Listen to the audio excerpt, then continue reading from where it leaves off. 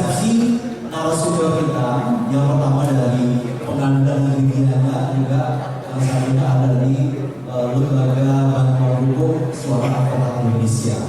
Sebelumnya mungkin saya persilakan bapak-bapak narasumber untuk maju ke depan sekaligus saya memperkenalkan diri. Tepuk tangan dulu buat kedua narasumber kita.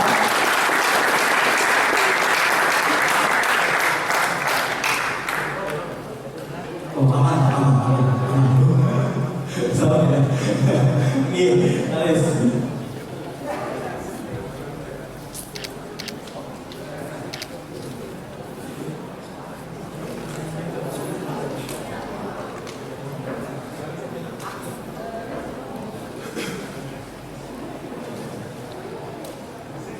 Oke, Pak semuanya sudah di sini. Pertama-tama saya dulu aja Pak ya, nggak sopan saya berdiri di belakang pimpinan saya. Sebenarnya saya agak sangat nyaman ya. Saya hari ini sangat nyaman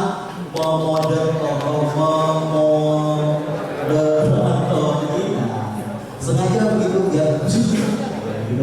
Memoderni kedua dengan saya. Kalau di sebelah saya Bapak Hakim itu ada teman saya dari SMA sampai dengan kuliah. Jadi kami bolos bersama di belakang Bapak yang juga. Ya kami semua sangat mengenal Bapak. Kemudian yang selanjutnya ada beliau juga salah satu rekan advokat saya. Baik, untuk pertama-tama mungkin saya untuk CV akan saya bacakan satu persatu. Pertama adalah nama lengkap beliau Bapak Made Adi Chandra Purnawan SH. Terima kasih Bapak sudah hadir. Beliau lahirannya sama dengan saya dan mempunyai usia yang sama-sama tidak ingin kita sebutkan. Untuk work experience beliau dan juga disebutkan bahwa beliau pernah sebagai hakim pada Pengadilan Negeri Waikam Lubak. Siapa yang dari Waikam Lubak di sini? Wow, banyak hakim. Ya banyak. Baik. Kalau bisa tahun depan lebih banyak lagi ya. Ya, dari Waikam Lubak itu beliau pada September tahun 2005. Kemudian pada Januari 2009 beliau hakim pada Pengadilan Negeri Tanjung Balai Karimun. Yang dari Tanjung Balai Karimun nggak ada. Nanti Bapak mohon ceritakan Pak ya, Tanjung Balai Karimun itu di sebelah mananya mana itu Pak? Ya.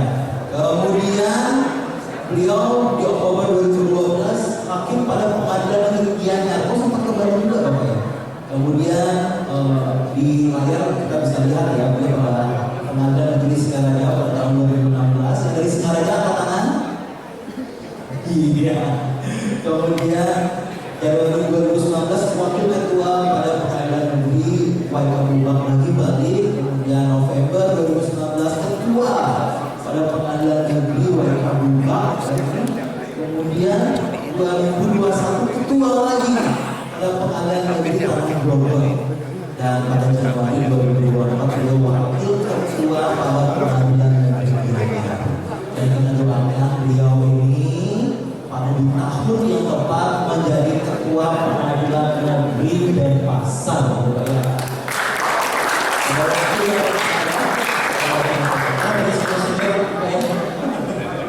Baik, kemudian untuk narasumber saya yang kedua, beliau adalah rekan saya juga. Kalau beliau sebagai ketua Lembaga Bantuan Hukum Suara Advokat Indonesia, kalau saya langsung di bawahnya beliau. Beliau aja yang menceritakan saya. Beliau pernah sebagai beliau saat ini menjadi managing partner Law Firm, kemudian ketua Pos Bantuan Hukum Pradiswa Advokat Indonesia Denpasar, kemudian ketua Yayasan Sekolah Satya SAI, Komite Independen BPR Indah Chandra, Eksekutif Komite HRA Bali, kemudian Presiden Director PT Lodging Management Indonesia atau Anantara Hotel Group Indonesia, kemudian Himpunan Konsultan Hukum Pasar Modal dan Jasa Keuangan. Dan beliau adalah termasuk dalam anggota Asosiasi Auditor Hukum Indonesia. Ini juga saya ingin bahas ini Pak. Silakan seni itu apa gitu. Baik, terima kasih adik-adik. Untuk mempersingkat waktu, saya persilakan terlebih dahulu kepada yang mulia Made Andi Chandra Purnawan Esa untuk menyampaikan materinya. Dan nanti bisa ke sana dari sini. Saya persilakan untuk menjalankan. Tapi slide kami tampilkan. Ya, slide sudah kami tampilkan Bapak. Untuk materi yang akan beliau bawakan adalah peran hakim dalam penegakan keadilan untuk masyarakat kita. Dan mohon izin kepada Pak Nasar kita lebih fokus pada diskusi. Mungkin kita masing-masing 15 menit cukup Bapak ya. 15 menit cukup ya adik-adik ya. Kalau kita proposal berapa menit? 10. Kalau lebih diingatkan. Baik, silakan Bapak Made Andi Chandra.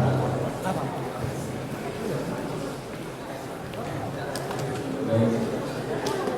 Om Swastiastu. Assalamualaikum warahmatullahi wabarakatuh. Selamat sore, selamat sejahtera. Halo. Sebentar.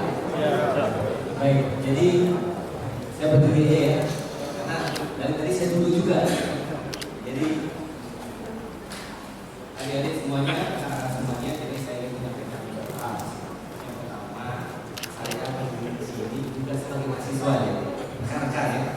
Jadi moderator ini adalah teman saya dari SMA. Beliau tuh memerintahkan saya. Jadi nanti kalau ada kegiatan, ikut ya, kan ini bagian dari mahasiswa UJ. Jadi rekan-rekan semuanya, saya juga mahasiswa. Jadi saya diperintahkan di sini berdiri, jadi saya berani menolak dosen saya ya. Karena yang kebetulan udah bapak-bapak dan ibu dosen. Jadi kalau saya menolak nanti lulus saya. Jadi, tapi saya sangat senang berada di sini. Ya. Yang pertama saya mengucapkan terima kasih atas kesempatan yang diberikan dan yang terhormat Bapak moderator, Bapak pembicara juga, yang terhormat Bapak Dewan Pengurus ya, kemudian Bapak Dekan, dan yang saya hormati semua Bapak dan Ibu dosen, pengajar saya, dan seluruh sivitas akademika Universitas UGM, serta rekan-rekan mahasiswa yang saya banggakan. Saya juga dulu mahasiswa. Waktu saya mahasiswa, saya adalah wakil ketua badan program mahasiswa tahun 99. Jadi waktu itu saya tahun 98 juga terlibat dengan gerakan reformasi. Jadi saya harapkan rekan-rekan semuanya tetap punya rasa kritis dan rasa logis yang luar biasa terhadap kondisi dan situasi bangsa ini. Di pundak rekan-rekan semuanya ya, akan dipikirkan nasib dan bangsa ini pada saudara-saudara.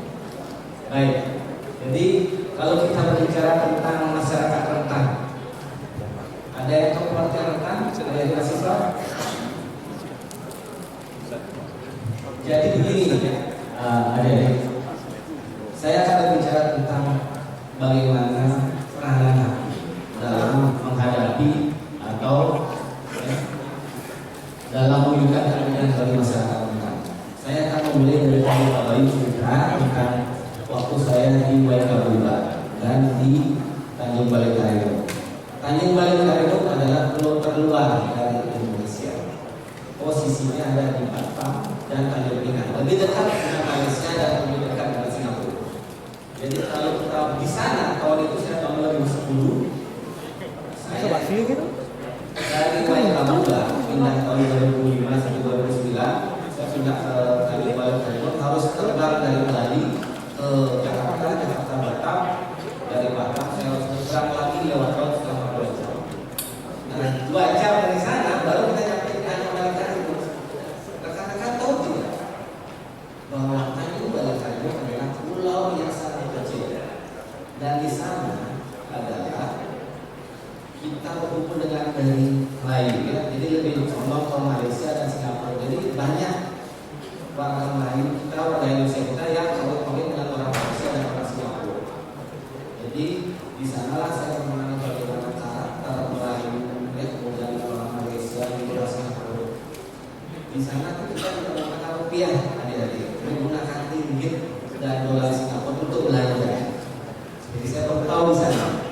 kalau kita mau belanja pakai rupiah, diirit dulu baru dihitung dengan rupiah. Seperti itu. Kemudian saya pindah ke Gianyar, Singaraja, kemudian balik lagi ke Waikabuba.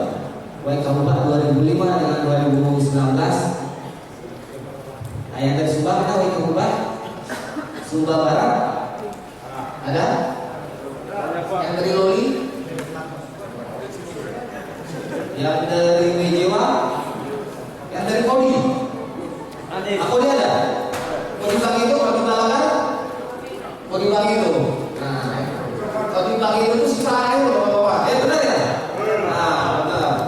Yang susah air itu Waikabuba juga sama, Mejewa susah juga ya. Tapi saya di sana sangat suka sama Waikabuba ya. Waikabuba itu adalah bagi saya the most beautiful place selain Bali. Kalau Bali kan udah bapak-bapak yang belum ke Sumba, menurut saya wajib ke Sumba. Ada yang namanya saya promosi wisata ya kan. Jadi seperti itu. Nah, saya akan bercerita bagaimana saya bersidang di sana, karena di sana saya bersidang dengan posisi saya sering berhadapan dengan masyarakat lokal. Masyarakat lokal itu bisa diras, anak-anak, perempuan, kemudian juga pekerja migran, ya, pengungsi, itu juga bagian dari masyarakat lokal.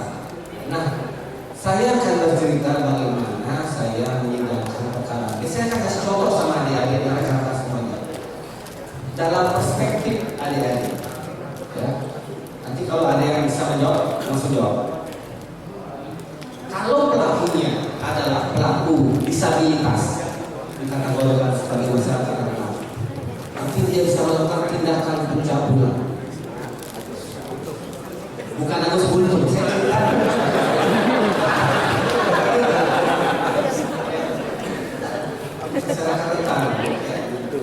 itu. Apa hukuman yang pantas dikaitkan dengan keadilan dari masyarakat rentan? Silakan. Maksudnya kan dia melakukan suatu tindakan, tapi dihukum sesuai tindakan yang dibuat dan sesuai aturan yang telah dibuat oleh pemerintah. Ya, semua teorinya begitu ya. Betul. Bagus jawabannya, benar. Jadi hakim adalah corong undang-undang, ya, dalam perspektif itu iya, benar. Tapi ada yang harus dipikirkan, yaitu masyarakat rentan itu. Nah, bagaimana dengan kondisi itu? Itulah di sana dibutuhkan daya pikir, ya, sensitivitas hakim. Kalau kita bicara nanti tentang Agus Guntur, karena sekarang semua serba viral ya, yang menyidangkan itu akan berpikir keras Bapak dan Ibu. Yang menjadi hakimnya itu. Karena kalau salah menurut masyarakat dalam memutuskan kemana arah masyarakat, itu pasti akan viral. Dulu saya memutuskan perkara yang sama, orang sudah mengumpulkannya, ya. Jadi si terdakwa ini sekarang sudah meninggal, adalah pelaku pembunuhan tentara, polisi, Kapolsek di Kodi. Kemudian zaman itu tahun 99 si terdakwa ini karena sudah membunuh melakukan tindakan pembunuhan. Dulu belum seperti sekarang viral ya. Jadi kalau masih ditangkap sama tentara itu tangannya digergaji Pak. Digergaji, kaki digergaji. Udah nggak bisa ngapa-ngapain. Nah, tetap di penjara. Bebas dari penjara melakukan tindakan penganiayaan dan pemerkosaan. Kalau itu terjadi zaman sekarang pasti akan viral. Ketika kita bicara viral, no justice itu benar. Ya. Nah, tapi kalau kita bicara tentang itu ada dari semuanya, kakak semuanya, apa sikap hakim dalam menyatakan perkara? Hakimnya, ya. Putusannya seperti apa? Apa yang pas? Apa yang harus dijatuhkan kepada terdakwa seperti itu? Jadi saya cerita, ya. karena kami melihat orang tersebut dengan kondisi yang sudah sangat tidak mampu sebenarnya, tapi bisa melakukan suatu tindakan pidana. Jadi untuk melakukan tindakan dia harus masuk ke rumah orang, melakukan penganiayaan dengan memukul menggunakan tangan karena yang satu pakai tongkat, dia melakukan tindakan itu, kemudian sampai matanya korban buta. Ya. Jadi kami memikirkan bagaimana dampaknya terhadap korban. Jadi itu masyarakat rentan tidak bisa kita pukul rata ya masyarakat semuanya. Tidak bisa. Harus case per case. Ya. Nanti saya akan cerita hal yang berbeda tentang masyarakat rentan yang berbeda ketika saya bertugas tentang kembali ke rumah. Apa yang kami lakukan? Putusan pidana terhadap terdakwa 9 tahun. Ya. Nah, kalau mungkin sekarang pasti akan menjadi perdebatan. Apakah putusan itu pantas? Apakah putusan itu layak? Apakah putusan itu berkeadilan? Apakah putusan itu memiliki manfaat? Nah, itu pasti akan menjadi kajian dari kita semua. Nah, oleh karenanya, rekan-rekan semuanya, saya berharap ya, jadi bahwa dengan kegiatan seperti ini, di bagian dari praktek peradilan semu, rekan-rekan semuanya punya bayangan, ya, mau dikemanakan bangsa ini. Saya tanya dulu kepada rekan-rekan semuanya, setelah lulus mau jadi apa? Ada yang menjadi polisi, jaksa, pengacara, tangan kayak banyak. Ya, kalau jadi hakim jangan ya, berat. Karena pindah-pindah itu loh, ya. Tapi enaknya menjadi hakim bisa mengenal saudara-saudara kita yang ada di tempat lain. Termasuk saya pernah ada di Kalimantan Timur di IKN di Tanah Bogor namanya. Jadi saya tahun 2021 itu ke sana. Patok IKN itu masih kayu, rekan-rekan. Kayu ulit itu. Jarang belum ada. Apa-apa belum ada. Tapi dalam waktu singkat 2 tahun semua itu sudah terrealisasi. Apa tujuan dari itu semua? Buat rekan-rekan semua. Pemerataan pembangunan yang berkeadilan. Saudara-saudara kita yang di Kalimantan, yang di Sumba ya, dulu sebelum tahun 2005 menuju WKU 5 jam. Iya. Sekarang ada shortcut segala macam 2,5 jam. Dulu waktu saya dilantik dari Tanah Bogor menuju Samarinda 10 jam. Sekarang dengan ada jalan tol, pelabuhan yang baik 6 jam. Apa yang dipangkas itu semua? Waktu, efisiensi. Tujuannya apa? Keadilan. Nah, keadilan juga bagian dari pembangunan.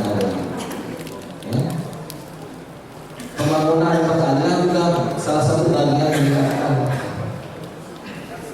kesadaran pada manusia, masyarakat yang ada di sana. Ya. Ada perubahan di sana. Saya tahun 2005 di WKU perkara pidana itu 500 perkara pidana. Isinya pembunuhan, pemerkosaan, pencurian dengan keberatan, penganiayaan yang mengakibatkan luka. Dulu pencurian itu kalau nggak ada persapinya orangnya dibunuh. Pernah dengar ada perkara jiwa? Tahu nggak tahu singkat-singkat bahwa ada perang di WKU? Yang tidak ada pembunuhan di ruang sidang pengadilan ada juga, tapi belum viral seperti sekarang. Jadi orangnya dibunuh di ruang sidang, terdakwanya dibunuh, dilempar mayatnya dari atas, seperti itu. Tapi belum viral seperti sekarang. Nah, oleh karenanya peranan daripada kita semua memastikan bahwa hukum itu harus berjalan dengan baik. Saya siap menerima kritik sebagai hakim. Karena apa? Karena ini keadilan. Jadi pentingnya kita ya, dalam melaksanakan tugas itu yaitu mempunyai integritas. Hari ini minggu lalu saya akan bercerita sama kalian. Coba saya minta pendapat masyarakat semua. Apabila ada masyarakat rentan ya yang melakukan tindak pidana, Misalnya ini, perempuan. Menurut Mahkamah Agung dalam Perma nomor 3 tahun 2017 bahwa kita mempunyai pedoman dalam menyidangkan perkara yang berhadapan dengan hukum perempuan melakukan suatu tindakan, ya kan, dituntut oleh jaksa 5 bulan. Di saat yang sama, di hari yang sama, ada perkara yang sama, laki-laki dewasa melakukan tindakan yang sama, nilai kerugiannya lebih kecil daripada perempuan yang berhadapan dengan hukum yang kita kategorikan sebagai masyarakat rentan. Dituntut 1 tahun 8 bulan, adil tidak? Sama tidak? Nah, kajian-kajian seperti inilah buat rekan-rekan mahasiswa semuanya, adik-adik semuanya, penting buat dikaji. Dari segi teori kalian kuatkan, dari segi praktek juga sama, karena peradilan sivil juga itu. Saya dulu adalah mahasiswa pertama di waktu itu tahun 2000 yang ikut lomba peradilan semu di Surabaya. Sebelum ada lomba peradilan semu Cokoda Sederhana, pertama kali itu kami ikut lomba peradilan semu mewakili Universitas Udayana. Ya, jadi saya berharap siapa tahu nanti dari sini mungkin ada ya ikut lomba peradilan semu, dan sebagai bagian dari Universitas Udayana saya siap untuk memberikan bantuan apabila dibutuhkan sebagai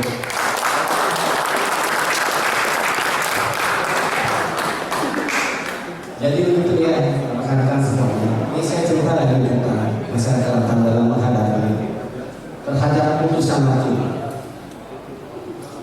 Ada anak-anak melakukan sebuah tindakan pembunuhan dan pemerkosaan. Orangnya dibunuh lalu diperkosa, bahkan diperkosa dalam keadaan sebelum meninggal. Anak-anak kan rentan, ya kan? Dikategorikan sebagai masyarakat yang rentan. Berapa hukumannya dari rekan-rekan?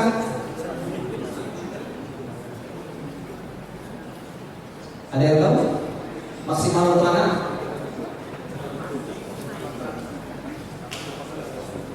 hukuman atas hukuman mati semua hidup 20 tahun. Hah? 20 tahun. Secara hukum terhadap perkara anak maksimal apapun hukumannya 10 tahun, rekan-rekan semuanya. Jadi keputusan maksimalnya hanya bisa 10 tahun terhadap perilaku anak-anak. Nah, pelaku anak-anak ini melakukan tindakan bersama teman-temannya.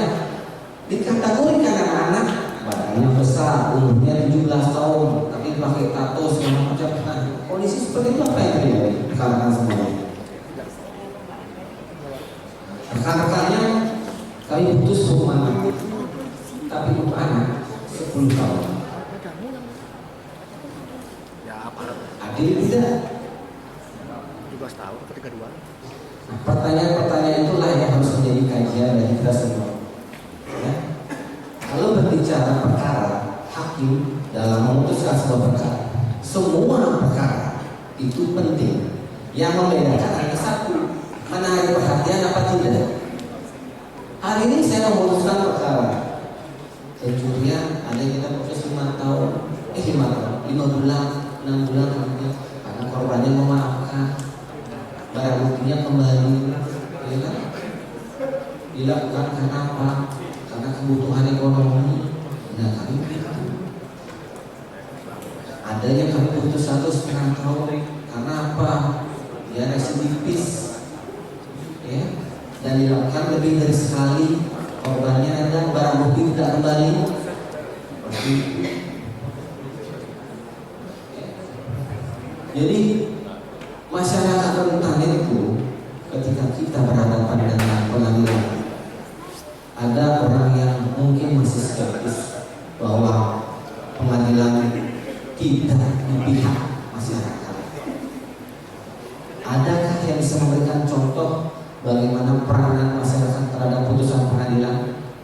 di Bali.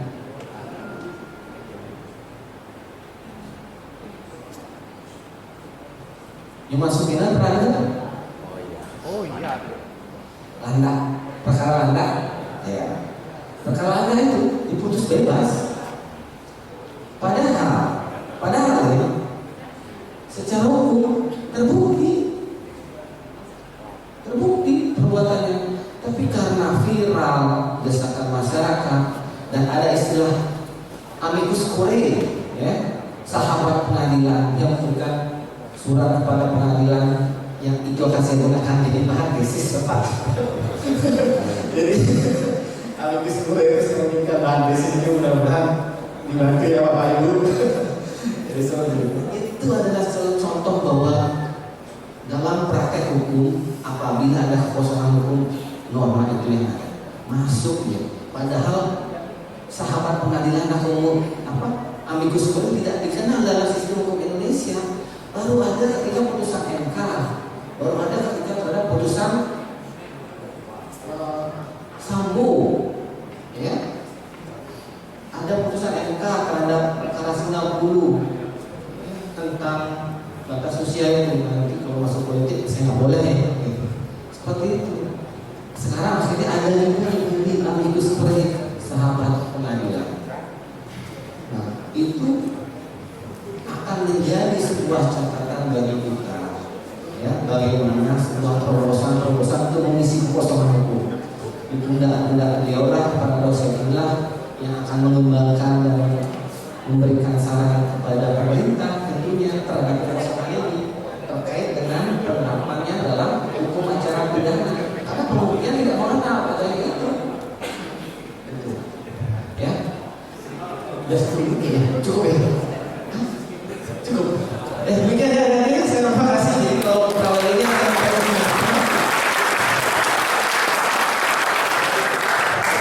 terima kasih Bapak Adi, luar biasa. Ya, kita memang lebih banyak sharing pengalaman ya. Nanti di diskusi lagi juga nanti rekan-rekan saya persilakan untuk menelaah lebih jauh Bapak ini. Saya lanjutkan dulu untuk menghemat waktu kita. Cara diskusi saya ingin lebih panjang lagi nanti ya. Saya persilakan kepada Bapak Iwaya Gede Yudiana. Saya persilakan Bapak. Kita biasanya suka karaoke sebenarnya, tapi sekarang kita berbagi ilmu. Jauh bukan? Justru ini kebenaran kita. Baik, saya persilakan Bapak. Om Swastiastu. Selamat sore semuanya. Masih semangat? Baik, saya berdiri aja deh. Yang saya hormati semua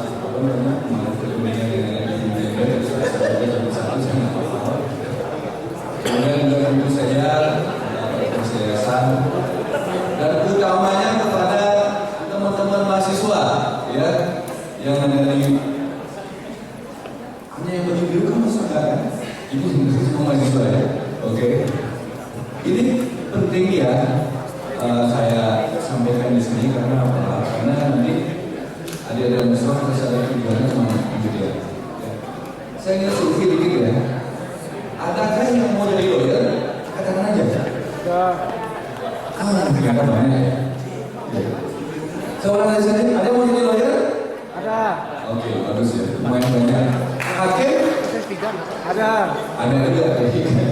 Jawab hakim ya. Ada juga yang hakim. Ada. Oke, baik. Saya satu materi ya. Saya senang membawa materi ini karena apa? Inilah materi yang memang kombinasi antara profesional dengan kita punya value. Yang tadi saya banyak ngobrol dengan Pak Rektor. Value daripada genre ini itu masuk di Indonesia. Karena kalau kita sebagai lawyer belajar kita dulu kita bahas ya. Yang pertama itu harus kita tahu diri kita sendiri adalah apakah kita mau melakukan hal seperti itu. Karena ini sifatnya pro bono, sifatnya gratis. Padahal teman-teman mungkin tahu ya kan, lawyer itu kan biasanya mana ya, cincinnya istrinya mengkilat, gitu dia, oh mobilnya Lamborghini, gitu dia, apa gitu ya, kantornya mewah, gitu dia, kan gitu biasanya. Tapi seharusnya tidak seperti itu. Lihat juga apa value kita, apa nilai kita sebagai lawyer yang bisa kita berikan kepada masyarakat rentan. Nah, inilah yang saya bahas. Tapi pertama yang ingin saya sampaikan adalah begini. Tujuan hukum paling penting ini. Saya kalau bicara di mana pun juga pasti apa sih tujuannya?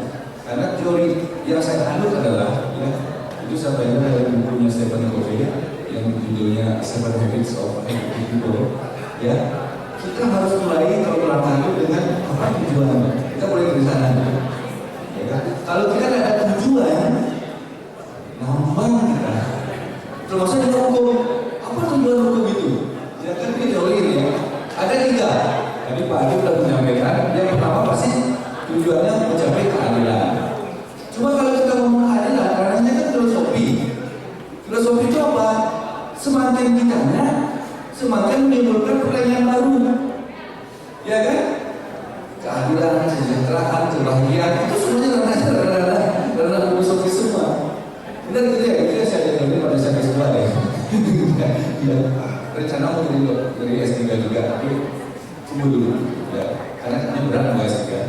Kalau kita sebagai lawyer, ya kan? Yang kalah kalau dari S3 kayaknya kita tulisannya. Mohon maaf ya. Kayak gitu ya. Itu dia. Pertama keadilan. Karena itu kan sesuatu yang apakah sama apakah itu adil? Belum tentu kan? Contoh di Bali, ya ada tanah 1 hektar. Orang tua itu punya 2 anak, cowok 1, cewek 1, ya kan? Apakah dengan dibagi 2 karena itu adil di Bali? Kan enggak kan? Karena ada juga unsur di patrimonialistik kan dia itu baru lebih banyak itu karena dia melakukan ketenangan itu dia. Makanya keadaan itu sesuatu yang semakin ditanya itu kan semakin ada pertanyaan baru lagi gitu. Nah, yang kedua kepastian itu yang kedua. Di mana kita mendapatkan kepastian hukum? Di beliau. Begitu ya kan? Kepastian. Tadi misalnya tanah tadi, oh ini ada nih, gitu loh. Ya kenapa begitu? Kemana kepastiannya hukumnya adalah yang diputus oleh pengadilan. Begitu ya, pasti ya. Itu nggak bisa lagi enggak kalau sudah ingkrah gitu. Itu dia kepastian hukum di sana. Apakah itu adil? Ya kan? Belum tentu. Bagi yang menang adil, bagi yang kalah itu sudah kan gitu ya. Itu dia. Tapi itu pasti. Itu loh, itu proses hakim itu cetek, itu palu dan gitu dan ingkrah itu sudah pasti. Akhirnya apa yang lagi dapat 2/3, kamu yang jaga dapat itu misalnya kan, tapi itu pasti. Dan harus Nah yang terakhir ini hukum itu juga harus bermanfaat. Itulah kerjaan kami lawyer gitu loh. Ya kan? Itu pendekatan kami as a lawyer, sebagai advokat, ya kemanfaatan hukum. Siapa yang harus mendapat manfaat dari hukum? Semua masyarakat, termasuk golongan yang rentan. Itu dia, kita beranjak di sana. Itulah tujuan hukum, ya. Bukannya semata-mata keadilan tidak, itu loh, ya kan? Kepastian juga dan ada kemanfaatan hukum. Saya ingin subir dikit, apakah saya terlalu cepat atau terlalu lambat ngomongnya? Cukup segini? Pas. Ya. Lanjut dulu. Nah, kita ada yang sudah tahu pro bono apa? Pasti ya, dengar ya. Pro bono itu pokoknya yang sifatnya gratis ya. Tapi ini filosofi daripada konsep pro bono adalah sebuah perwujudan advokat sebagai profesi yang officium mobile. Officium mobile itu artinya sebagai profesi yang mulia. Milik peringatan juga sih. Kalau kita di pengadilan menyebut hakim kan yang mulia. Apa sebab yang mulia? Kenapa kita tuh bisa dan boleh dan wajib sebenarnya memberikan bantuan hukum secara cuma-cuma. Ini dia. Jadi advokat itu bukan hanya mencari celah-celah bagaimana cara kita membebaskan seorang terdakwa, bukan begitu, gitu loh, ya kan? Semua orang, apapun juga dia, apakah dia dicap film penjara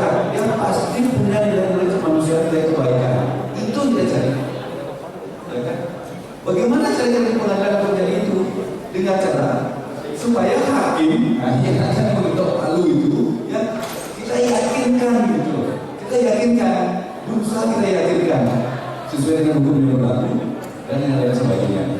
Ya, itu dia. Lanjut.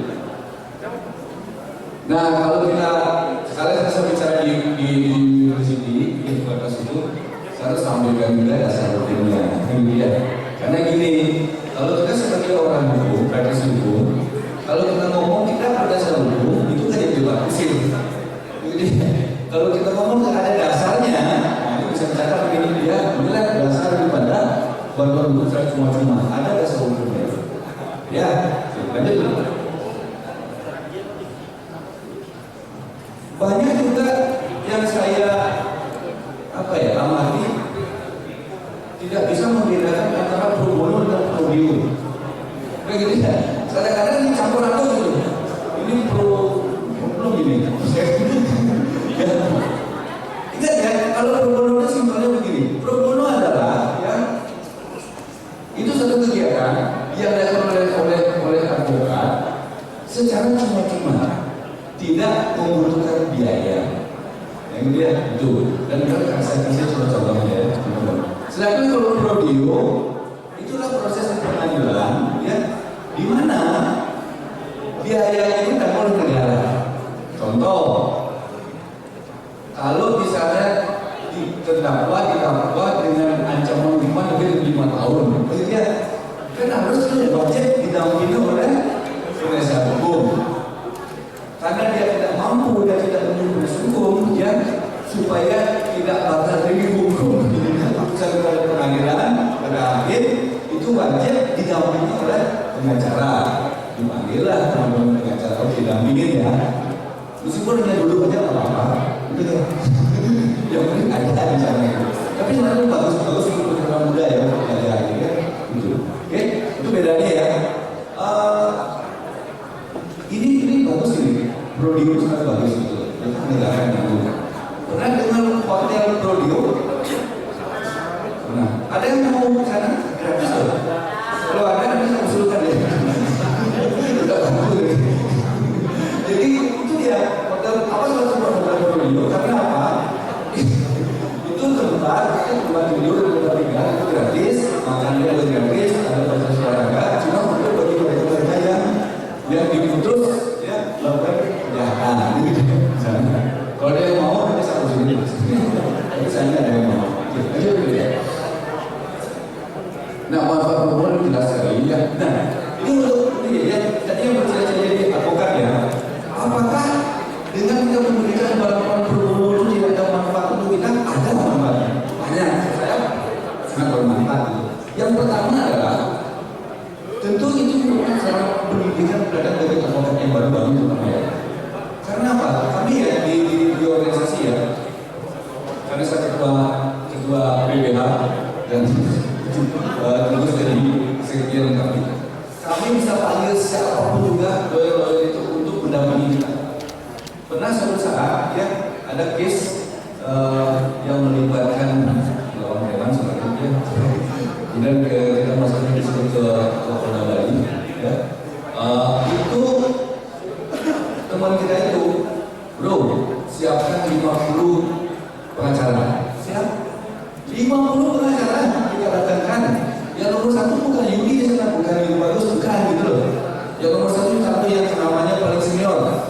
Kalau sampai sebut nama, Robert Warner itu nomor 1. Saya nomor 2. Itu begitu. Itu kekuatan kita. Kita bisa belajar gitu loh dari yang sebelah itu semuanya ya itu boleh nanti buat minta saya karena kan kuasa saya yang baru sana itu kekuatan kita sebagai lawyer ya itu yang aktif di bidang hukum. Kemudian juga untuk komunikasi juga boleh gitu. Karena apa? Sebagai lawyer, sebagai advokat kita tidak boleh melakukan promosi. Promosinya ya namanya advokat ada cara gitu ya. Kita nggak boleh berpromosi. Kita pernah melihat ya, dan kami laporkan juga ke organisasi di setiap promo bakso itu ya yang ada di hubung itu ada tulisan untuk proses perceraian hanya 5 juta rupiah, ada gitu. Hubungin nomor ini, advokat ini, nomornya sih ada. Itu kita laporkan dulu gitu. Itu namanya promosi gitu. Tetapi kalau kita melakukan kegiatan pro bono, ini saya contoh satu ya. Di Singaraja ya ada satu case yang setelah saya analisa itu layak untuk kita bantu. Case-nya sebenarnya begini, ada 3 orang, mereka itu misalnya begitu, ya, misalnya ya, sepupu. Dia tuh bekerja di Tabanan, ini case ya, Tabanan. Karena malam minggu pulanglah mereka di daerah sendiri sana, Singaraja, ya, di Panggung Parut namanya, itu daerah yang sangat kecil katanya itu. Pulang di desa itu sering ada kehilangan. Contoh yang hilang itu sepeda motor 2 di bulan yang sama. Kemudian juga sound system aktif itu begitu, ya itu hilang. Kucet pun pernah hilang juga. Itu. Akhirnya yang salah satu dari itu dia aja motor mendapat. Tanya bibitnya suami itu kerja di Tabanan. Tanya, siapa punya motor tuh? Oh, katanya ada orang yang diambil. Itu kata bibitnya. Ya. Kemudian, tapi kalau saya ya, karena dia yakin di dalam itu ibunya berselingkuh. Dan benar, disuruhlah orang yang diduga punya motor itu keluar dari ruangan itu. Keluar dia, tapi dia melalui pintu lewat jendela mau lari, dicekik lah dia, dicekik pada titik, bisa dia lari kan. Titik 1, 2 pukul, misalnya pukul, tak mati pada saat itu mati, tidak meninggal, gitu loh. Ya kan, dia punya efek jerah. Kemudian dilarikan ke rumah sakit, kan dia sama Hansip apa namanya itu ya, yang di desa apa namanya, fungsi di desa, ya gitu lah, ya kan. Lagi 3 harinya baru meninggal. Gitu. Awalnya kami ragu-ragu untuk membela, ini jahat, ini kan kita malas juga gitu. Tapi setelah kita analisa, layak untuk dibantu orang ini. Karena apa? Tidak ada kesengajaan bagi dia untuk membunuh orang. Dan orang itu kalau nggak meninggal dia jadi terdakwa. Kita laporin dia sebagai terus dibunuh dengan misi pamanan dan sebagainya. Nah, di persidangan kan kita tujuan kita melakukan perbuatan untuk apa? Untuk meyakinkan dia supaya pertimbangan hakim itu bisa meringankan lah. Kita tahu karena ini nyawa hilang kan tidak mungkin bebas, tidak mungkin kita tahu. Dan itulah pertama-tama kita sampaikan kepada anggota keluarganya. Karena orang kan ditahan ya kan? Ini kasus seperti ini. Kemudian ancaman hukumannya kan 12 tahun. Karena apa? Karena melakukan penganiayaan sampai orangnya meninggal dunia. Itu yang C gitu kan. Tapi kita kasih tahu ini loh ancamannya Pak 12 tahun. Kami akan berusaha sekuat tenaga. Itu yang kami lakukan dulu adalah negosiasi dari puasa kan. Dari pasar kesengarannya tiap minggu. Ya. Siapa yang mau biasanya? Nanti kita ngomong itu. Nanti ada yang dulu. Semuanya. Ya. Dan itu menunjukkan semangat kepada teman-teman. Saya di bawah kita tentunya ada 32 lawyer lagi kan yang menjadi anggota kita. Saya punya 32 lawyer, ya kan? Apa yang salah dengan lawyer itu? Enggak apa-apa, kita hanya fasilitasi. Ini ada kasus seperti ini. Jadi siapa begitu kan? Malah kita batasi. Kita hanya batasi 17 orang. Gitu ya. 17 orang itu membuat gempa Singaraja loh, ya kan? Karena apa? Kalau kita melakukan kegiatan pro bono, langkah kaki ini dengan banget. Dengan menambahkan kita ini, ayo kita berjuang. Dan kita tahu, hakim kalau sudah PPH datang beda begini. Kita pasti beda. Kita tahu itu. Tapi kita juga tidak songong gitu loh. Kita kan ini PPH nih Pak, enggak begitu. Kita cari dalil-dalilnya. Kemudian pada saat pemeriksaan saksi ahli, kita ambil saksi ahli kan untuk menerangkan apakah benar-benar karena dipukul dia mati. Itu kita cari dalil. Dan pada saat itu saya bertanya, bukan dulu dari visum ya menyatakan bahwa ada cairan di paru-parunya. Saya tanya pada dokter ahli itu, saksi ahli kan, lanjut dia, apakah karena dipukul mukanya dipukul? Visum ngomong gitu,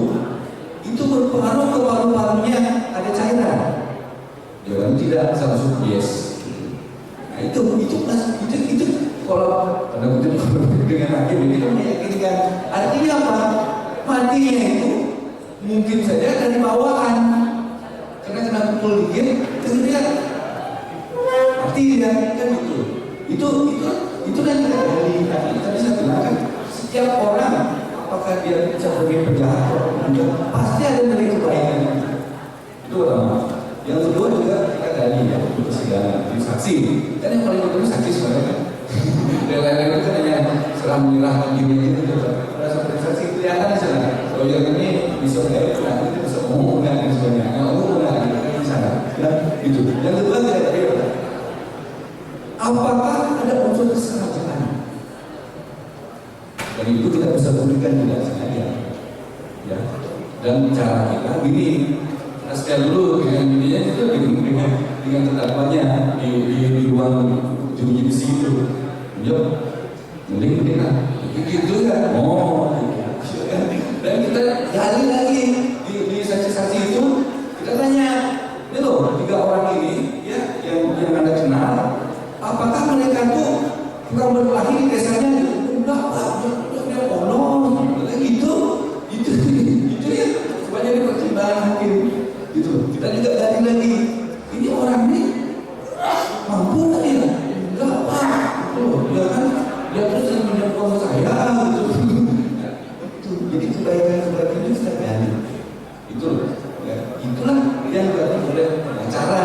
Gitu loh. Bukan semata-mata hanya untuk membela yang salah, gitu kan? Atau membela yang banyak, ya juga sebenarnya begitu ya. Tapi bukan itu dia. Problem itu semata-mata kita mencari nilai-nilai kebaikan dan orang untuk apa? Supaya hakim itu terkerat artinya mempertimbangkan hal yang meringankan.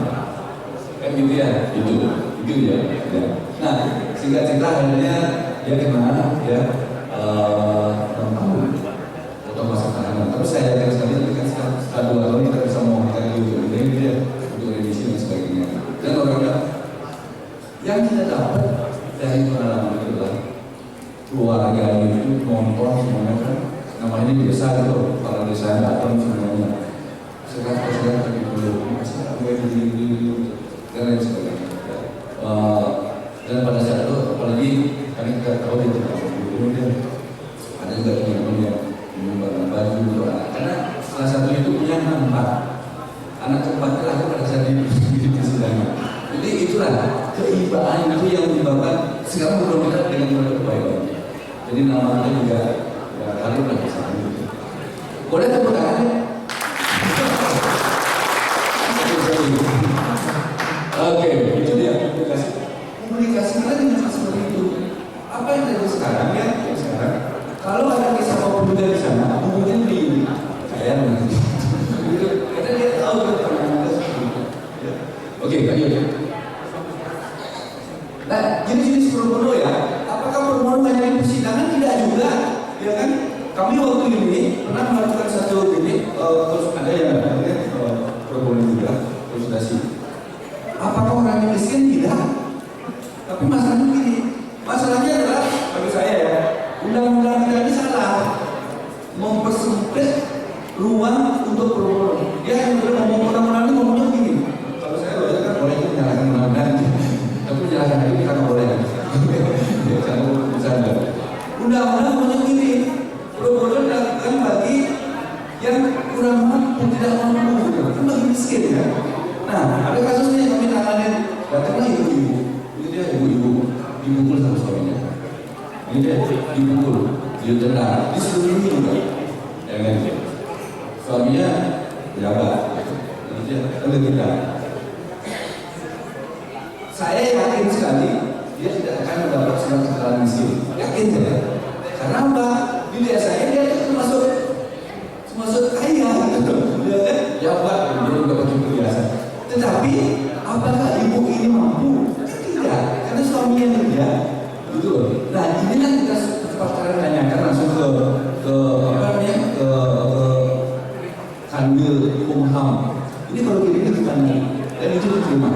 Oh ini masuk kategori yang rendah. Meskipun dia ini mampu, tapi dia termasuk kategori rendah perempuan. Gitu ya. itu non mitigasi ya. Termasuk juga kalau misalnya ada pendidikan hukum sebanyak kan seperti ini juga masuk guru juga gitu. Ya, tapi satu ya.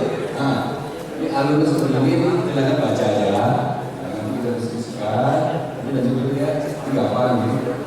Nah, ini penting saya sampaikan ya. Meskipun kita itu melakukan tindakan pro bono, tetapi cara kita untuk menangani kes harus profesional. Jadi saya nggak sampaikan sana di CV ya. Saya sebelumnya adalah lama di hotel. Saya sebagai resepsionis bukan yang di Bali, tapi saya juga di Abuja, di Mall, di Malaysia gitu. Jadi ya untuk saya nggak Balinya tapi ya bukan beli saya itu beli sudah sukses sudah jalan. Saya mau mengenal karena Bali yang paling menarik gitu. Nggak ada yang mengenalkan Bali gitu ya kan. Nggak ada masalah. Oke. Jadi benar-benar kita harus tahu apa tugas kerjaan kita, siapa yang kita tangani, kenapa tugas ini kita lakukan, kemudian kapan kita lakukan, di mana, bagaimana kita melakukan itu. Itu sudah siklus profesional. Harus kita benar-benar profesional menangani. Jangan kalau udah pro bono, dicuekin, nggak boleh begitu. Justru banyak rezeki itu muncul di sana. Ya, saya sama saya. Nah, pro bono kan tentunya kita berpikir tanpa biaya. Tapi gini ya, saya harus buka nih. Pro bono kan ada 2 ya. Satu yang sifatnya pro bono biasa. Pro bono biasa itu gini. Jadi kalau ada kasus ya datang dari kita tanya misalnya, ya. Dan gimana nih Pak, ada kemampuan gini Pak. Saya nggak bisa bayar lawyer, nggak bisa bayar itu, nggak bisa bayar nggak apa-apa. Tapi operasional itu dibayar. Contoh misalnya ada biaya pengadilan itu dia biaya sidang sebagainya itu nggak mahal kok, ribu sebagainya itu penataran gitu itu di bidang makan saya kita diajak makan saya belajar itu uang bersih. Tapi ada juga yang eksklusif itu mau benar-benar full semuanya biaya yang oleh aturan yang sama ya. Oke. Nah, seperti sudah hari ini ke dalam pro ya, ini kita bisa bahas. Yang pertama itu berapa? Kesenjangan dalam pendistribusian advokat. Tadi Pak Hakim katanya pernah bekerja di satu tempat yang tidak ada di peta, ya. Di mana tadi? Sekarang mungkin ya, karena advokat itu lebih banyak di kota-kota besar. Dan di Bali misalnya dari pasar sih ada banyak advokatnya. Ya kan kita di rumah makan itu dia. Masa kita pasang perang di atas mungkin penulisan siapa yang tahu gitu. Itu kan urusan itu dia. Oleh karena penyesuaian orang ini itu kendala problem. Teman-temannya nanti kalau misalnya ada case-case yang bagi orang yang membutuhkan, ini bukan promosi ya. Silakan lah kita komunikasi dengan kita ya dengan Pak Dr. Galisa. Kita akan pasti analisa dulu apakah ini ada karena ini pernah susah. Itu juga tahu ya. Ini ibu-ibu datang ke kita, turun, jalan kaki, diinjak lah sama ibu itu tim saya Pak, mobil itu bisa apa? Makanya ini diperlukan juga kejadian kita sebelumnya untuk menganalisa menilai ini layak untuk dibangun. Oke, kalau tadi sudah diperingati. Kalau lawyer itu kami itu kalau dikasih kalau itu tidak jalan bisa 4 jam dan ngomong dia saya ID dia dulu ya cuap-cuap ini bisa lanjutkan di diskusi. Terima kasih materi semuanya.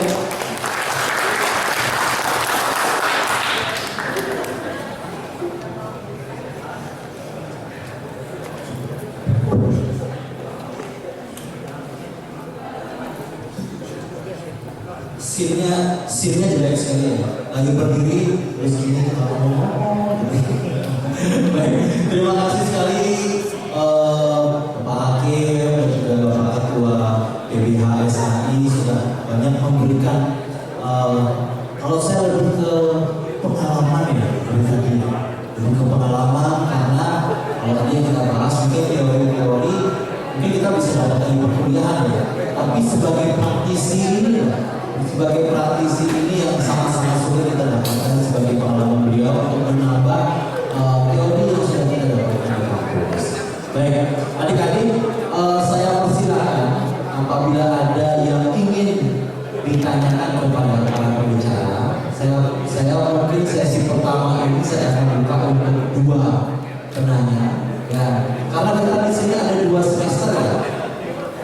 ada semester 7 dan juga semester 1. Nah, jadi nanti kalau ada semester lain yang ada di sini, boleh disampaikan juga mewakili semester apa ini. Ya, baik. Saya silakan masuk angkat tangan. Ya, yang dari sini dulu deh. Ya, yang cowok. Yang dari WO2. Ya, yang depan ya. Silakan. Berdiri dulu nanti.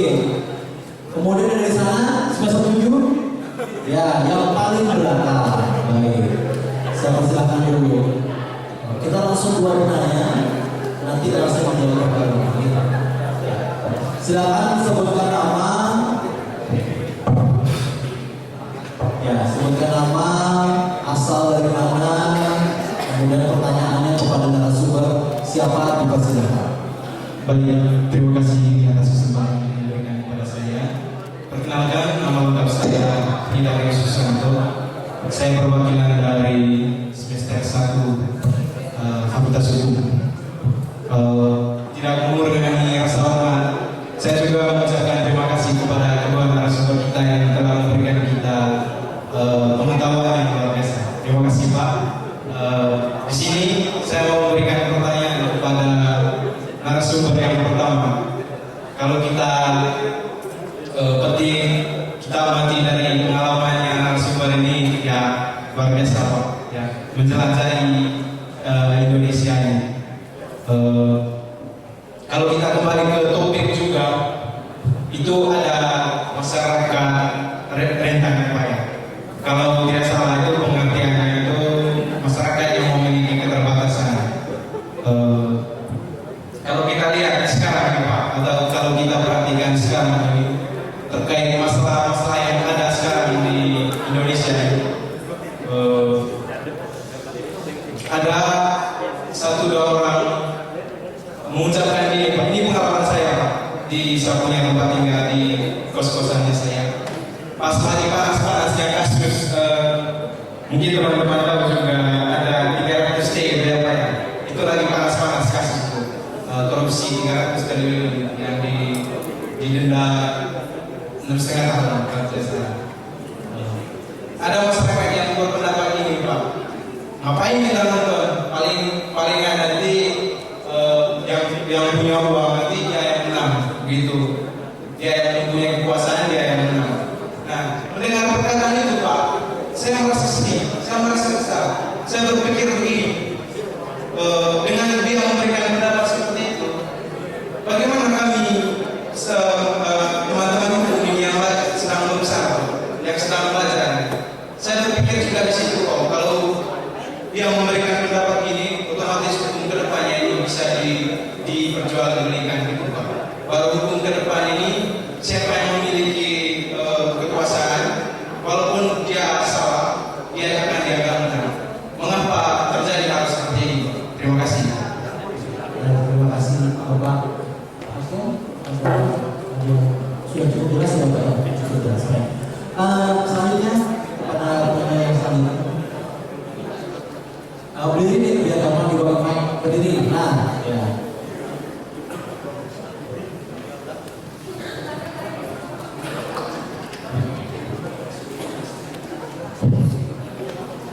Selamat malam untuk semua.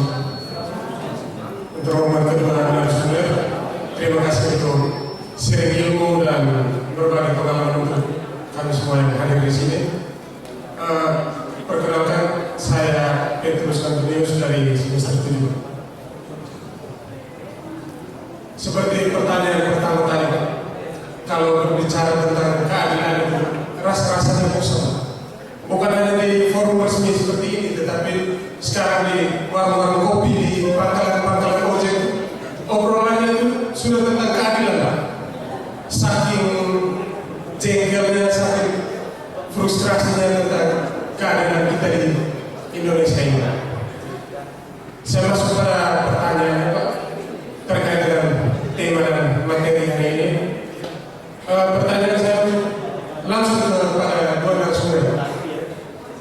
Kerjasama seperti apa Pak yang bisa dibangun antara hakim dengan advokat atau lembaga bantuan hukum itu untuk menjamin bahwa akses hukum dari masyarakat rentan itu bisa tercapai dan ujungnya Karena kalau menurut saya, akar dari semua itu karena akses hukum kita yang sulit, Pak. Tentu saya sebagai masyarakat biasa ini, akses hukum saya terhadap hukum dengan Bupati Bandung itu beda, Pak. Otomatis yang diutamakan itu Bupati Bandung, bukan saya sebagai masyarakat biasa. Menurut saya itu sebagai akar masalah. Oleh karena itu saya ingin bertanya, bentuk kerjasama apa Pak, yang bisa dibangun antara para hakim dan juga para advokat dan juga lembaga bantuan hukum itu untuk menjamin keadilan dan akses hukum yang pasti bagi masyarakat kita. Sekian dari saya, terima kasih. Baik, terima kasih kedua narasumber. Sampun ya. Saya persilakan kepada narasumber yang pertama dulu untuk hakim dari Bapak Dua. Baik, aman. Namanya siapa? Siapa? Sony ya. Baik. Ya. Dari Sony ya. Jadi begini. Mungkin saya langsung pada kesimpulannya ya. Karena pertanyaan tadi itu hukum itu tumpul ke bawahnya. Terus tajam ke bawah, tumpul ke atas. Mungkin ada korelasinya dengan pertanyaannya Pak Petrus nanti ya. Jadi apakah di sini ada yang membaca putusan tentangnya si Harvey Muiz? Ada yang pernah baca? Yang 300 triliun. Ada yang pernah baca? Lengkap putusannya, tolong. Ada yang pernah baca? Nggak ada kan? Nah, dari mana ada yang tahu 300 triliun? Dari media? TikTok? Instagram? Ada yang baca? Nah, begini ya. Jadi saya kebetulan adalah salah satu hakim lingkungan. Selain hakim tipikor, selain hakim niaga, selain hakim haki dan hakim PKPU. Jadi untuk mencapai itu semua, kami ini harus melalui beberapa tes, terutama untuk hakim tipikor. Ya, hakim lingkungan juga sama. Dikirimkan harta kekayaannya, pernah diperiksa, pernah ada hukuman disiplin atau tidak. Kalau ada, tidak akan pernah menyidang, tidak akan pernah dipanggil untuk mengikuti, apalagi menjadi hakim niaga, ya, hakim PKPU, hakim haki, karena yang nanti tidak itu perkara-perkara besar. Nah, setelah melalui semua tahapan itu, kami melakukan ujian tes, sehingga akhirnya buatlah sertifikasi sebagai hakim tipikor, hakim lingkungan, dan semuanya bisa. Tapi ketika kita sudah mendapatkan kewenangan itu, apakah kita bisa bersikap layaknya seperti hakim tipikor, hakim lingkungan, hakim hakim? Ada satu pepatah yang mengatakan di balik di balik kewenangan yang bersifat yang besar terdapat tanggung jawab yang besar. Ya. Jadi ketika hari-hari punya kewenangan yang besar, rentan disalahgunakan. Jadi ada tanggung jawab yang besar di sana, rekan semuanya. Nah, terkait perkara yang hakim Muiz juga, saya tidak boleh mengomentari putusan hakim. Kode etik hakim begitu. Apapun keputusannya tidak boleh dikomentari. Apalagi nanti ada yang tanya, ada pertanyaan tentang perkara korupsinya apa namanya? Tanur, bukan Tanur ya, perkara Tanur, hakim Tanur itu, ya kan? Pasti ada akan pertanyaan seperti itu. Bagaimana sih kok bisa seperti itu? Saya hanya bisa mengatakan kami prihatin dengan kondisi itu. Jadi pukulan berat buat kita hakim, institusi, saya pribadi dengan kondisi itu jadi pembicaraan. Tiga pasang saya kuliah di sini. Kalau ngomong begitu, aku kayak makanya kan saya nggak ada berani saya bilang kalian hakim. Karena apa? Karena itu pukulan berat buat kami. Sudah sedemikian perkara begitu masih berani bermain, iya kan? Dan akhirnya apa yang terjadi? Yaitu ya, terkait perkaranya Harvey Muiz, bukan 300 triliun yang 271 triliun. Mungkin secara gambaran besar saya katakan begini aja. Apa yang adik-adik benar belum tentu semuanya benar sepanjang adik-adik tidak mengikuti 271 triliun adalah angka ya yang berpotensi ya, terhadap kerusakan lingkungan. Tapi saya tidak berani berbicara tentang, karena yang harus diputuskan oleh hakim seberapa sih bukti yang dibawa oleh jaksa ke persidangan. Jadi kalau kerugiannya bersifat awal-awal, ini bukan perkara harmonis ya, tapi perkara yang saya katakan secara umum bahwa apabila bukti yang dibawa itu berbentuk awal-awal diperkirakan, apakah ada yang wajib tuntutannya? Nah,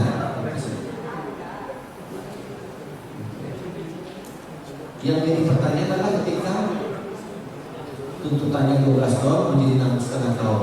Nah, pertimbangan itulah yang akan dikaji. Dan jangan lupa jadi sekarang semua viral, semuanya harus perhatian, termasuk aparat penegak hukum. Ya, saya meyakini dari polisi.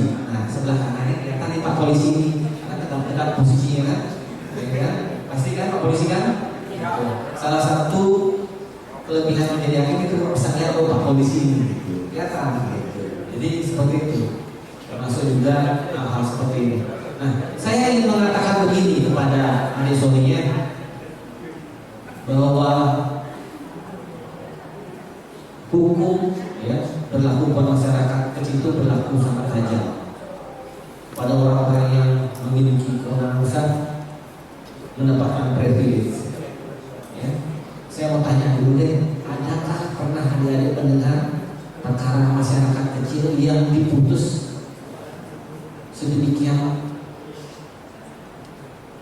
tingginya oleh pengadilan? Paling adik-adik mendengar maling kapas dituntut 12 tahun, 6 tahun, 7 tahun, ya kan? Adik-adik tahu berapa sebenarnya itu ancaman pidananya, adik-adik? Itu yang disampaikan. Padahal perkara belum diputus, sidang belum, tapi sudah itu yang beredar. Tapi kalau adik-adik mengikuti persidangan itu dengan tahu ya, kalau misalnya putusannya itu tidak, pasti memperhatikan. Makanya kalau adik-adik mau berkenan bisa menyaksikan persidangan, menonton masyarakat atau apa, silakan terbuka umum, bisa melihat ke pengadilan negerinya ya, mengenai perkara-perkara. Tiap hari kita menyidangkan masyarakat kecil adik-adik. Ya, terhadap perkara-perkara yang lama ini pengadilan negerinya akan menyidangkan perkara lab narkotika. Nah, itu tuh baru tuh kalian boleh jadikan patokan, ya, seperti apa hukum itu dan misalnya, ya, hakimnya ada 5-3. Kalau misalnya itu jadi, ya kemungkinan saya yang menyidangkan atau mungkin yang lain atau Pak Ketua. Hanya pilihannya ke pengadilannya bukan Pak Ketua atau saya. Nah, di sana saya bisa akan menilai seperti yang masih hukum itu. Itu satu contoh. Apakah itu menggeneralisasi semuanya? Itu pukulan banget buat kami. Tapi kami yakin Mahkamah Agung pasti akan terus berbenah. Bapak-bapak polisi ya, yang sekarang Mahkamah Agung itu punya kebijakan blueprint Mahkamah Agung, visi dan misi Mahkamah Agung. Di bawah yang mulia Ketua Mahkamah Agung yang baru Pak Sunarto, beliau adalah orang tim. Ya. Kami aku bahwa beliau sangat tegas dan sipil, tidak memberikan ampun kepada hakim-hakim nakal. Ya. Jadi sekarang kami terus berbenah. Umpamanya yang kami lakukan memberikan pelayanan kepada masyarakat. Sekarang Bapak dan Ibu semuanya, apabila saya perkara tidak ada yang datang ke pengadilan, tapi kalau ada perkara datang ke pengadilan, Bapak dan Ibu tidak lagi perlu datang ke pengadilan. Udah ada namanya ekor Bapak dan Ibu, elektronik ya, persidangan. Semua sekarang pengadilan itu menerapkan itu. Tidak lagi seperti dulu. Saya adalah bagian dari Mahkamah Agung yang lama yang masih menggunakan pola mungkin ya, kalau bisa diputuskan kenapa harus dipermudah dulu, tapi sekarang nggak bisa. Anda tidak baik bekerja, ya. Pengadilan telah menegaskan perkara perdata 5 bulan perdata harus diputus, ya. Kalau lebih dari 5 bulan harus dilaporkan.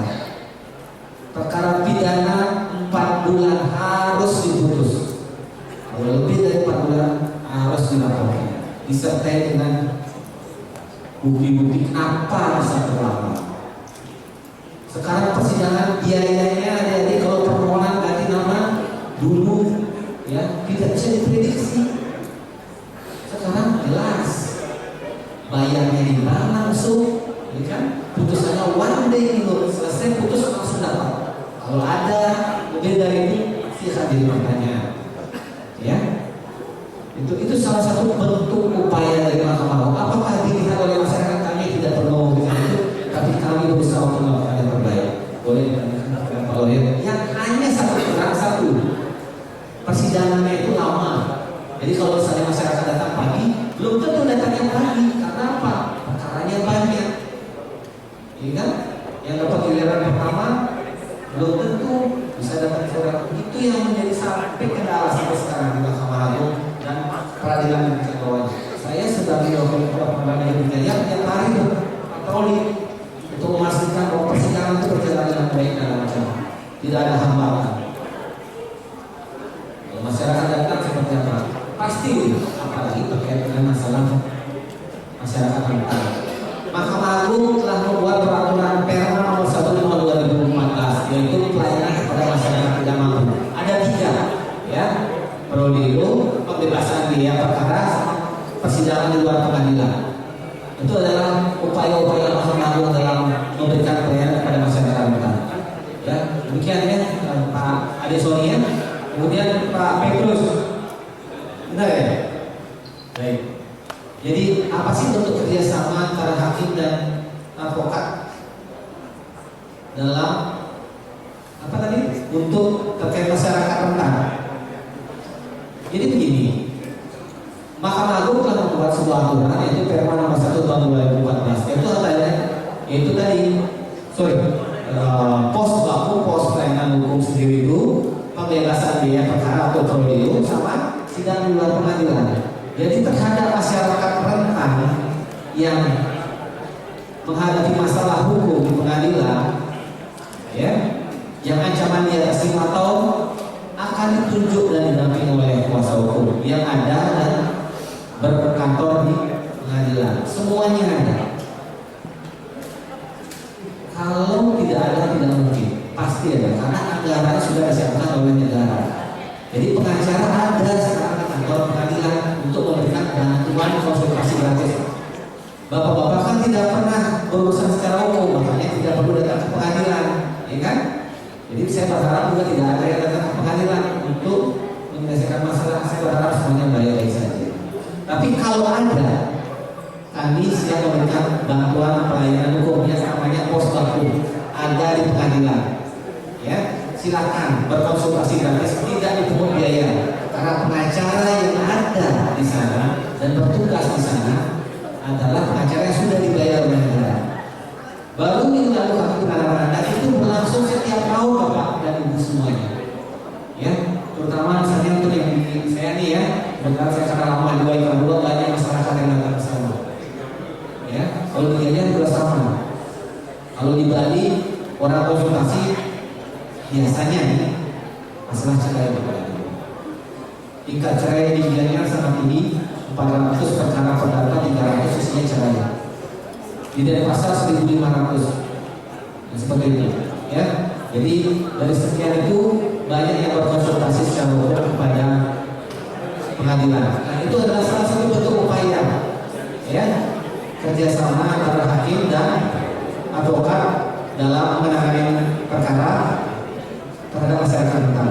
Tapi kalau terkait perkara langsung itu tidak bisa, ya, karena kan kita tahu bahwa pasti efeknya ya seperti itu. Perkara robek tanur, hakimnya ketangkap, pengacaranya juga ketangkap. Nah itu salah satu bentuk kerjasama yang kebablasan, ya, dan tidak perlu ditiru dan menjadikan contoh, ya. Itu sangat tidak perlu ditiru, ya. Itu. Jadi seperti itu ya kira-kira Bapak dan Ibu semuanya ada dalam rekan semuanya. Mungkin itu terkait mungkin ada lagi pertanyaan tadi. Semua sudah ya Pak Petrus. Terima kasih.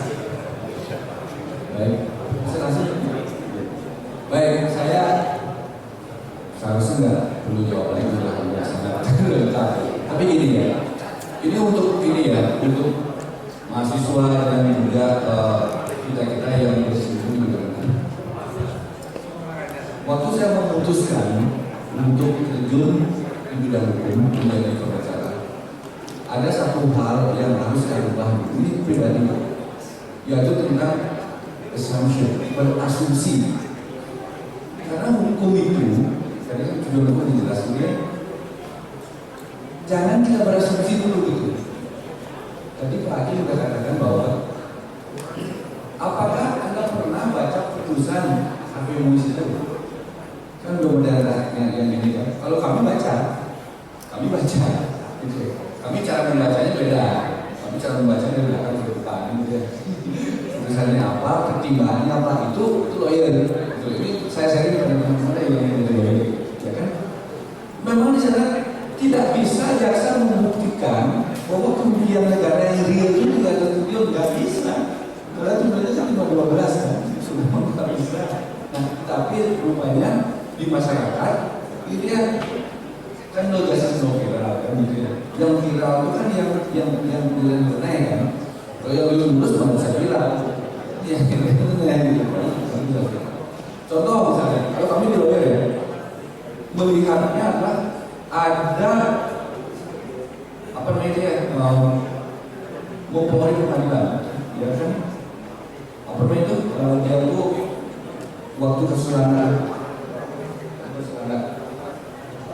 Kami di kantor, ya, itu mengatakan bahwa ini salah di pengadilan. Ini secara gini, karena apa? Unsurnya terpenuhi kok. Unsur terpenuhi kok. Tapi karena dibisarkan si masyarakat seperti itu, jadi dia akhirnya bebas. Unsur terpenuhi. Apakah itu pada mereka yang dibunuh? Iya. Yang dibunuh tidak boleh dipelihara. Unsur terpenuhi cuma karena dibisarkan dan sebagainya ada faktor politis ini. Jadi gini deh ya, jangan berasumsi, telusuri dulu lebih detail. Kalau kita orang hukum ya, kalau dengan maksud boleh-boleh aja gitu ya. Tapi kalau kita orang hukum, kita jangan berasumsi. Masuk dulu ke dalamnya. Oh ternyata begini, ya intinya begini. Ini dia kayak misalnya HPMUI itu gitu kan, ya ternyata nggak ada cerita. Kalau 3 triliun itu banyak banget itu, ya kan? Yang di media sosial kadang kan kita itu apa itu potensi kerusakan lingkungan itu dia 1 triliun itu baru potensi gitu.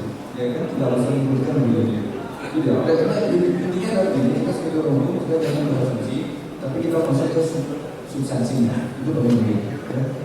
Kemudian juga lagi tentang bagaimana sih wujud kerjasama antara hakim dengan pengacara untuk mencapai keadilan. Jawaban saya adalah kita tidak boleh mengalihkan oleh hakim. Jawaban saya. Apa yang kita lakukan sebagai pengacara adalah ya kita akan menggali secara hukum dan fakta-fakta supaya pertimbangan hakim itu memakai pertimbangan kita. Itu ya secara hukum ya dengan fakta-fakta yang kita punya. Di mana fakta-fakta itu digali pada saat pemeriksaan saksi dan juga dibuktikan itu aja sebenarnya. Itu loh. Ya. Tapi kalau itu disampaikan di media sosial itu udah seksi itu dia.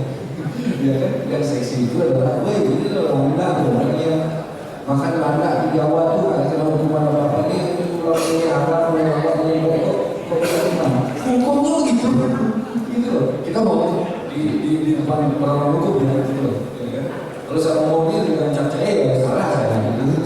Ada ini lawyer apa ya gitu. Karena dia nggak masuk ke substansinya. Asumsi aja. Itu sih yang saya ingin sampaikan sebagai pesan moral kepada adik-adik teman-teman yang memang ingin disebut. Terima kasih. Baik, terima kasih. Semoga para penanya nanti kami bisa pada sesi yang selanjutnya ya. Sesi diskusi di kantor memang ini. Baik, saya mau buka lagi satu sesi aja karena tadi sudah 2 penanya dari laki-laki. Sekarang saya harap para penanya dari perempuan coba diangkat tangan. Coba angkat tangan. Baru 1, kemudian lagi 1. Oke, 1 aja ya. Kalau memang 1 ya 1 aja. Baik, saya persilakan adik. Coba berdiri biar nanti gampang untuk yang memberikan ini ya. Baik, ini satu pertanyaan terakhir ya.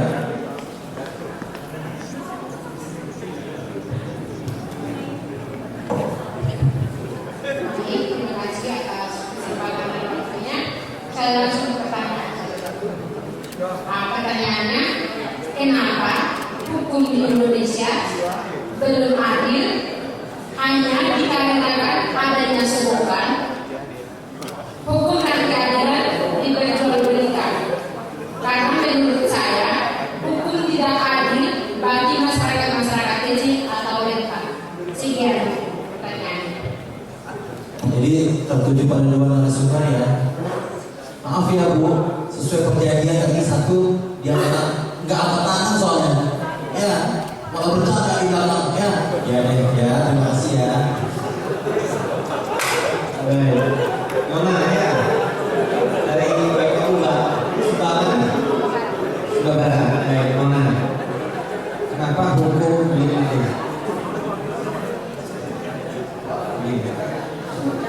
Dulu saya adalah mahasiswa juga. Ketika saya mahasiswa, dulu saya melakukan hal yang sama seperti rekan-rekan saya. Ganti orde baru, ya, itu ketemu sama siapa namanya Andrea Kapitulu, ketemu sama Budiman Sujatmiko, kami demo di sini. Karena mengharapkan hukum itu baru. Karena kami merasa hukum itu tidak adil. Kami di luar waktu itu sebagai mahasiswa, ya kan? Kemudian ketika lulus masuk ke dunia kerja dan bisa menjadi bagian dari aparat penegak hukum, baik jaksa, polisi, hakim dan pengacara, kami ada dalam lingkaran itu. Kami ada di dalam sistem ini. Sistem yang ada sudah dari zaman dahulu. Sistem yang ada sudah dari zaman Belanda. KUHP ini sudah berkali-kali, bahkan di Belanda direvisi. Kita tetap, kita baru mau bikin KUHP aja demonya berdiri-diri. KUHP sama, sama. Sudah berapa puluh tahun, sudah tidak relevan. Tapi pola pikir, cara berpikir, membuat kebijakan, termasuk aparat penegak hukum, itu pola pikirnya bukan ingin seperti itu. Kita bicara tentang hakim sebagai ujung tombak dari sebuah perkara itu. Ketika hakim sendiri masih dalam posisi rentan, baik dari segi kesejahteraan, kemudian ada yang dilakukan untuk makan siangnya rafakan, itu sudah tidak cukup berikan gajinya, ya kan? Menjadi hakim itu adalah posisi yang sangat rentan. Rentan dari apa? Bukan terhadap masyarakat, Anda rentan dari yang namanya sogokan suap, gratifikasi, ya. Kemudian rentan dari yang namanya ongkalikong. Benar itu. Saya tidak menampik hal itu. Tapi apakah kita tidak benar? Pasti ya. Sistem hukum ini seperti ini. Kita menerima seperti ini. Kita ada dalam kondisi seperti ini. Apakah mau diperbaiki? Ya. Saya berharap di pundak-pundak adik-adik mahasiswa inilah yang nanti akan memperbaiki, ya, termasuk membuat terobosan-terobosan. Jangan lelah untuk bersuara terus, ya, terhadap apa yang menurut adik masa depan. Itu. Karena kalau ditanya tentang saya, kenapa hukum itu belum adil? Tadi begitu ya. Keadilan itu seperti apa? Bagi yang diputus menang, dia merasa adil. Bagi yang diputus kalah, pasti merasa adil. Yang menjadi pertanyaan, bagaimana proses hingga dinyatakan menang? di sana lah. Nah, keadilan itu akan berbicara. Hakim ini saya kasih contoh ya.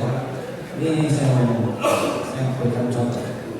Kalau kita membuat sebuah keputusan yang sudah punya tendensi tertentu pada suatu keadaan, percayalah itu untuk membuatnya susah.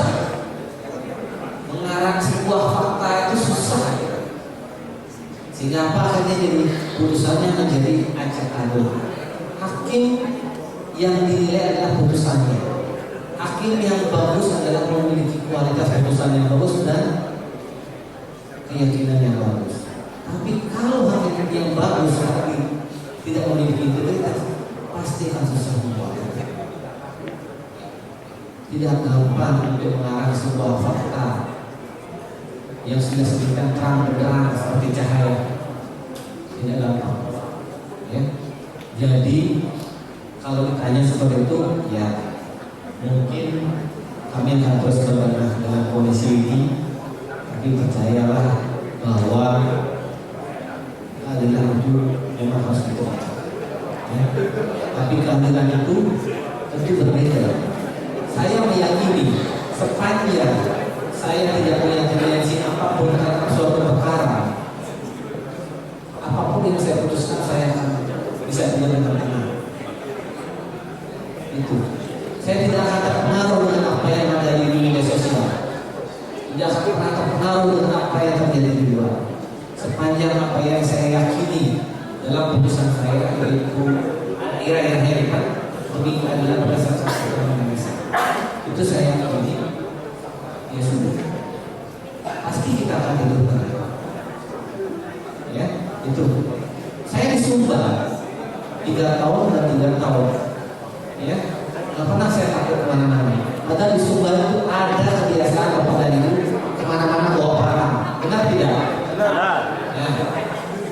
Ada peraturan pemerintah daerah waktu zaman saya dulu ya. Kita buat peraturan Perda dilarang membawa parang ke pasar, ke tempat upacara, ke pengadilan. Nah, Perda itu saya ada di sana. Termasuk salah satu yang memberikan saran di sana pada Pak Bupati. Ya, jadi adik-adik semuanya ya, itu sekali lagi saya tidak pernah merasa takut berjalan-jalan di Sumba. 9 tahun, 6 tahun saya di sana. Anak saya ada di sana. Karena apa itu? Karena apa yang saya putuskan saya yakin bahwa itu benar. Ketika menjadi hakim pertama itu 2005 di Sumba itu saya baru pertama kali berangkat tugas sih saya cerita sedikit ke Sumba. Saya ditelepon sama jaksa di sana. Nanti saya jemput ibadah. Oh nggak usah Pak, saya bisa naik taksi. Waduh Bapak nggak ada taksi di sini. Jadi ternyata benar. Saya naik truk di sana di bandara adik-adik tahun 2005 dari Tambolaka menuju ke tempat tinggal saya rumah dinas saya di Waikabuba. Karena tidak ada taksi, ada aja truk sama bus. Ya truknya itu di belakang di situ mesin-mesin. Itu sedemikian rentannya menjadi hakim di sana. Pulang dari apa? Dari kantor saya jalan kaki. Karena apa? Tidak punya uang untuk beli motor. Yang saya maksud keadilan itu bisa dilakukan kalau ya semua komponen ini berubah. Jaksa, pengacara, hakim, polisi bisa berubah. Bagaimana berubahnya? Ini saya menurut saya pribadi ya. Kalau di Korea sistem pengadilannya bukan 30 hari adik-adik, tapi 40 hari dianggap kehidupan layak itu.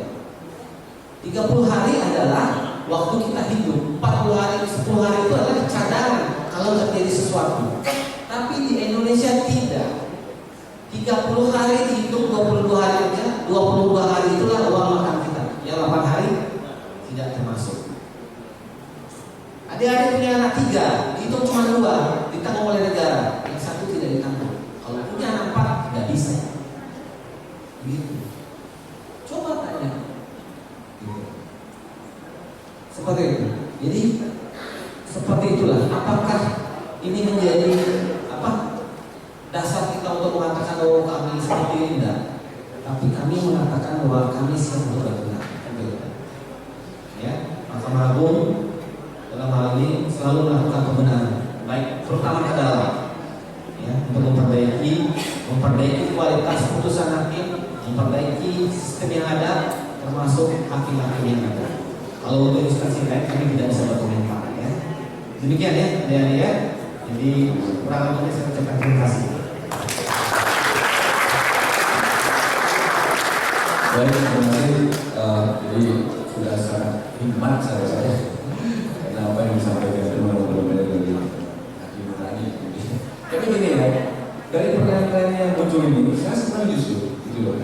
Karena muncul dari mahasiswa ya kan, yang masih mempunyai idealisme strategi, ya kan, gitu. Untuk itu, ya, tadi kamu semester 1 ya, hukum ya, kerja yang baik dulu ya.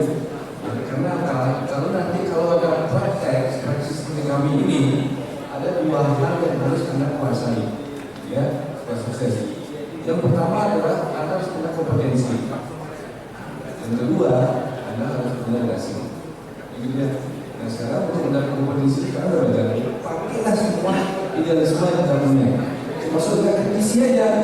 Kok hukum ini tumpul ke bawah apa nih ya? Tumpul ke bawah tajam dan sebagainya. Boleh pakai aja, no problem gitu. Saya juga begitu. Bapak saya dan saya ini informasi ya. Tapi saya juga sebagai salah satu pendemo. Zaman itu demo kita pada demo kepada Bawasal gitu. Dia mengadakan sidang di Bali kita kemarin kita masuk ke sana kita nonton kita bukan bapak saya biasa tapi nggak kayak itu. Jadi nggak apa-apa. Idealisme yang anda punya itu, ini saya yang pribadi. Apakah masih melekat? Saya pasti melekat. Bagaimana cara saya untuk mengejawantahkan idealisme saya itu dengan di PPH? Tadi kan langkah saya kalau sama berada di PPH itu ringan banget gitu, karena saya bisa menyampaikan idealisme saya tanpa ada ikatan. Bayangkan ya, kalau ada begini, kalau ada satu perkara, saya tidak 100 juta, ya kan? Itu tanggung jawab saya itu macam-macam gunakan itu saya berat tuh. Gimana caranya sih supaya apa namanya bisa memenangkan perkara sebagainya. Tapi kalau pro bono itu ringan gitu, ya kan? Dan ringan banget. Dan idealisme kita bisa jalan gitu. Nah untuk itu ya belajar dulu. Nanti dalam prakteknya nanti akan ada lihat. Tapi lagi saya ingin sampaikan, jangan pernah berasumsi, ya. Kalau kita dulu di bidang hukum, tapi langsung masuk ke substansinya. Jadi, apakah putusan hakim bisa kita kritisi? Boleh, itu namanya diskriminasi dari putusan hakim. Kami sebagai lawyer belajar dari putusan, dan sekarang putusan hakim, putusan kan semua terbuka, semua terbuka. Tidak cuma cari aja belajar putusan yang baik. Belajar di mana? Jangan berasumsi lagi. Apa sih perkembangan hakim supaya karena kok putusannya seperti ini itu pelajari kan gitu ya. Hakim juga begitu. Kita begitu caranya belajar itu. Oh, ada begini perkembangannya. Oh, ternyata buktinya nggak kuat. Oh, ternyata begini. Jangan dulu berasumsi oh hakim dibayar. Jangan ke sana gitu loh. Ya kan masuk dulu ke substansinya. Lagi saya lihat apakah kami orang suci juga tidak juga. Ya kan saya harus bilang gitu. Ya kan enggak juga. Jadi kami juga ada di sistem itu gitu. Kami juga ingin memperbaiki. Masuk di dalam kami juga. Kita perbaiki sama-sama. Ya. Karena apa ya? Lagi saya akan memperbaiki orang suci. Kami juga melakukan begitu kadang-kadang. Kalau terpaksa kita begitu. Jujurnya bilang gitu. Ya, tapi yang mau saya usaha memperbaiki. Ya. Kami di apakah kami pernah melaporkan hakim? Pernah hakim juga bisa kita laporin tuh di tabaran sana boleh hakim dan benar-benar follow up. Apakah perasaan dari follow up di follow up? Ya, kami terus dapat informasinya. Ya, artinya sekarang kami maju lagi di follow up sama PPP. Jadi mereka juga berpernah gitu loh, ya kan? Gitu. Makanya kalau kita masuk ke substansinya, jangan baca asumsi kita yang gimana sih? Baik, terima kasih dan pertama kedua narasumber kita. Terima kasih juga untuk adik-adik yang sudah mengisi sesi diskusi ini. Dan untuk hari ini saya bisa ambil garis besar ini beberapa narasumber semuanya bahwa memang keadilan itu merupakan pilar utama dalam sistem hukum yang ideal. Ada kutip ini yang idealnya. Tapi memang kita sebagai masyarakat yang rentan seperti kelompok miskin, kemudian perempuan dan juga anak-anak, kemudian penyandang disabilitas seperti yang Bapak juga sudah sampaikan, rupanya akses terhadap keadilan ini merupakan tantangan yang cukup besar. Selain itu ada hambatan ekonomi, kurangnya pemahaman hukum, dan juga ketimpangan daripada struktur sosial yang menjadi faktor utama dalam memperburuk keadaan ini. Dan di dalam sistem peradilan, kata narasumber kita yang sangat-sangat berkompeten di bidang peradilan, hakim memang memiliki tanggung jawab yang besar, Bapak ya, dalam menentukan suatu putusan yang tidak hanya pada hukum formal rupanya yang Bapak sampaikan, tapi juga dari sisi nilai-nilai keadilan yang sifatnya substansi. Kemudian di sisi lain juga lembaga perlindungan hukum memainkan peran yang vital dalam mendampingi masyarakat yang rentan yang disebut tadi untuk bisa memperoleh hak-haknya di depan hukum. Dan sinergi tadi disampaikan bagaimana sinergi antara hakim dan juga lembaga bantuan hukum. Nah ini tentunya merupakan kunci utama dalam sistem hukum yang inklusif dan berpihak pada masyarakat rentan. Dan kami harapkan dengan seminar ini tentunya adik-adik mahasiswa dan seluruh undangan yang ada, seminar dari Fakultas Hukum Universitas Bidjendra tentunya kita berkomitmen di hari ini untuk membekali adik-adik mahasiswa selain dengan pengetahuan yang teoritis dan juga praktis dan juga relevan dalam dunia hukum. Ini juga kita berusaha untuk kepada adik-adik untuk dilatih dan juga memahami bagaimana sih praktek-praktek dan peran dalam sistem peradilan, termasuk pada hakim, jaksa, pengacara dan yang lainnya. Baik, sekali lagi tepuk tangan untuk narasumber kita. Terima kasih atas segalanya. Dan saya sebagai moderator mohon maaf apabila ada hal-hal yang kurang berkenan. Baik, terima kasih. Saya silakan kepada MC kembali.